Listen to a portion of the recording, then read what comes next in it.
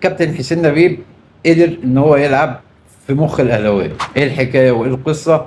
خليكم معايا. بس قبل ما نعرف القصه، اعمل لي متابعه ولايك وشير الفيديو عشان نوصل لكل جمهور النادي الاهلي، واي حاجه تيجي من ريحه الحبايب. صباح الخير عليكم. كابتن احمد حسام ميدو طلع بتصريح عجيب وغريب كعاده الزملكاويه، وبيقول لك ان الكابتن حسين لبيب قدر يلعب في دماغ الاهلاويه بتصريح. برافو حسين لبيب. قدرت ان انت تلعب في مخ الاهلاويه. بس ده انت رد. شايف الموضوع كده؟ طبعا ده برافو. تفسيرك ورؤيتك ده مايند للموضوع. جيمز. وطبعا التصريح اللي بيقصده ان الزمالك اكبر قلعه رياضيه في مصر.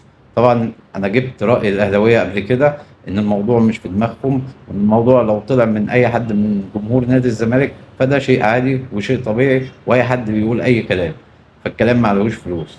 لكن الكلام ان هو يطلع من رئيس النادي ويربطه وان اللي مش عاجبه هيبطلوا كوره خالص، فهو دوت اللي عمل ازمه في التصريح. لكن انت بتضرب تصريح زي ما قلت قبل كده، انا نادي القرن الحقيقي، وكتبت الكلمه على اليافطه بتاعتك.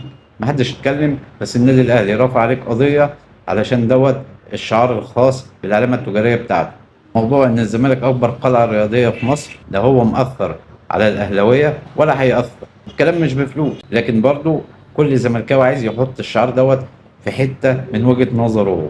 عايز يحس ان هو بيحفل على الاهلي، عايز يحس ان هو بيعمل حاجه قصاد النادي الاهلي. انا قلت قبل كده ان نادي الزمالك هو القطب الثاني للكره المصريه ومن اكبر الفرق في افريقيا، محدش يقدر ينكر ده. انما تقول تصريح زي ده وتقول ان اللي مش شايف كده يبقى ما بيفهمش، وتقول انك هتبطلوا رياضه، هو ده اللي عمل الازمه الحقيقيه. مش زي ما بيهيأ لك الزملكاويه ان الموضوع مضايق الاهلاويه.